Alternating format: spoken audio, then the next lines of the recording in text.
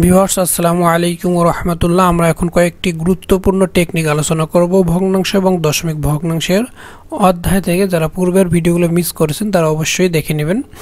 প্রথমে আমরা যে অঙ্কটি আলোচনা করব সেটি হচ্ছে দুইটি ভগ্নাংশের গুণফল 25/28, এদের একটি 5/7 হলে অপরটি কত?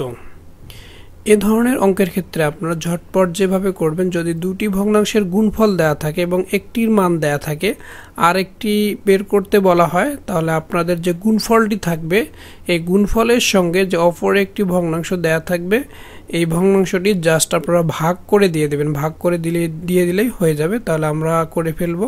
তাহলে আমরা গুণফলটি লিখলাম, ভাগ আর যে মানটি দেওয়া আছে ভগ্নাংশটি সে মানটি আমরা লিখলাম।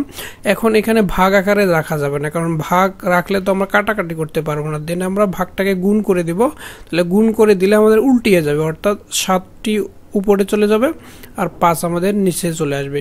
তাহলে আমরা লিখে ফেলি।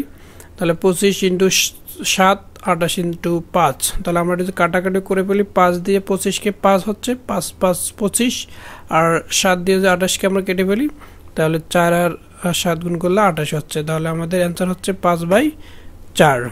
আশা করি আপনারা বুঝতে পেরেছেন। এখন আমরা যেটি আলোচনা করব সেটি মোস্ট ইম্পর্টেন্ট। প্রত্যেকটি চাকরি পরীক্ষায় এই ধরনের অংশ আসে। বৃহত্তম অথবা ক্ষুদ্রতম যে কোনো ধরনের অঙ্ক আসতে পারে। আমরা ক্ষুদ্রতম অঙ্কটি পূর্বের পাঠে আলোচনা করেছি। আপনারা যারা পূর্বের ভিডিওটি দেখেননি তারা দেখে নেবেন যে ক্ষুদ্রতম ভগ্নাংশের মানটি কিভাবে বের করতে হয়। এখন আমরা বৃহত্তম মানটি বের করব। এখানে আপনাদের 4টি অপশন দেওয়া আছে, ক, খ, গ, ঘ। এই অঙ্কের ক্ষেত্রে আপনারা ঝটপট কিভাবে অ্যান্সারটি বের করবেন সেটি আপনারা একটু মনোযোগ দিয়ে শুনতে হবে। সেটি হচ্ছে আপনাদের ক নাম্বার যে অ্যান্সারটি দেয়া থাকবে, ফার্স্ট আপনারা কি করবেন, এই ক নাম্বারের এই যে লব আর নিচে হচ্ছে হর, এটি তো আমরা জানি। এই লবের সঙ্গে খ হচ্ছে হর গুণ করে দিবেন, আবার ক নাম্বারের হরের সঙ্গে খ নাম্বারের লব গুণ করে দিবেন। এখন ফার্স্ট গুণ করে দেওয়ার পর আমরা যদি লবের সঙ্গে গুণ করে দিয়ে বড় মান পাই, তাহলে বিবেচনা করব যে ক নাম্বার হচ্ছে বড়, এই মানটি হচ্ছে বড়। আর হরের সঙ্গে যদি গুণ করে আমরা বড় মান পাই, তাহলে আমরা বিবেচনা করব যে খ এর মানটি হচ্ছে বড়। অর্থাৎ লবের সঙ্গে গুণ করে দিলে আমরা যে বড় মানটি পাবো, বড় মানটি যদি পাই তাহলে আমরা ওই মানটিকে বড় বিবেচনা করব, আর হরের সঙ্গে গুণ করে দিলে তার পরবর্তী মানকে আমরা বড় বিবেচনা করব। এইভাবে পর্যায়ক্রমে আমরা বিবেচনা করে যে মানটি পাবো সেটি হবে বৃহত্তম। আমি একটু নিচে গিয়ে আপনাদেরকে ক্লিয়ারভাবে বুঝিয়ে দিচ্ছি, তাহলে আপনাদের ধারণাটি ক্লিয়ার হয়ে যাবে। সেটি হচ্ছে ফার্স্ট আমরা এই লবের সঙ্গে হর গুণ করে দেব, আর হরের সঙ্গে আমরা হরের সঙ্গে ক্ষয়ের লব গুণ করে দেব। তাহলে আমরা এবার গুণ করে ফেলি। তাহলে 2 × 5, তাহলে 5 আর 2 গুণ করলে পাচ্ছি 10। দেন হচ্ছে 20 × 3, 20 × 3 গুণ করলে আমরা পাচ্ছি 60। তাহলে আমাদের যদি বৃহত্তম বের করতে বলা হয়েছে, তাহলে আমরা বৃহত্তম মান পাচ্ছি হরের সঙ্গে গুণ করে। তাহলে এই মানটি আমরা বৃহত্তম নেব, যেহেতু হরের সঙ্গে গুণ করে আমরা বড় মান পেয়েছি। সুতরাং 3/5 আমরা বড় পাইলাম।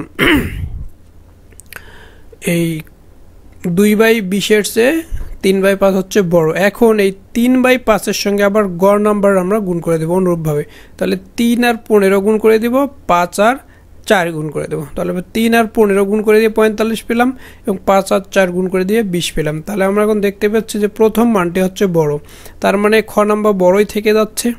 এখন আবার আমরা এই খ এর সঙ্গে আমরা হচ্ছে ঘ নাম্বার গুণ করে দেবো। তাহলে 3 আর 25 গুণ করে দিব, 5 আর 7 গুণ করে দেব। তাহলে আমরা 3 আর 25 গুণ করে দিয়ে 75 পাচ্ছি, 5 আর 7 গুণ করে দিয়ে 35 পাচ্ছি। তাহলে আমরা লাস্ট পর্যন্ত দেখতে পেলাম যে আমাদের যে 3/5 মানটি আছে এই মানটি হচ্ছে সবচেয়ে বড় মান।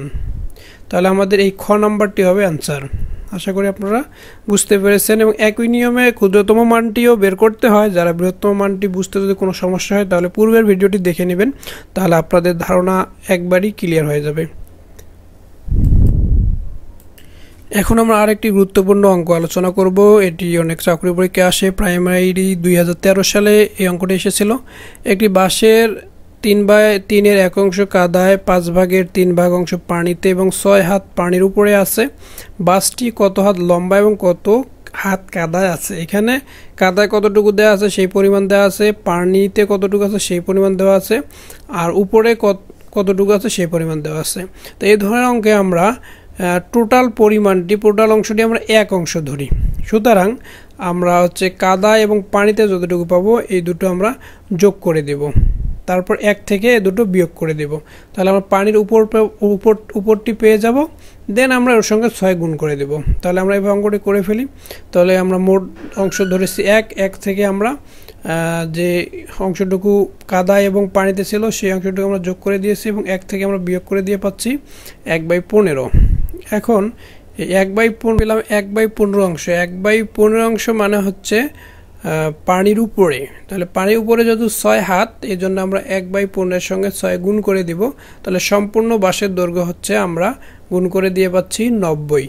এখন আমাদের বের করতে বলা হয়েছে কাদায় কতটুকু আছে। যেহেতু আমরা টোটাল পেলাম 90, তাহলে 90-এর 1/3 অংশ হচ্ছে কাদায়। তাহলে আমরা এখান থেকে কাটাকাটি করে ফেলি, তাহলে পাচ্ছি 30 হাত। তাহলে কাদায় আছে 30 হাত।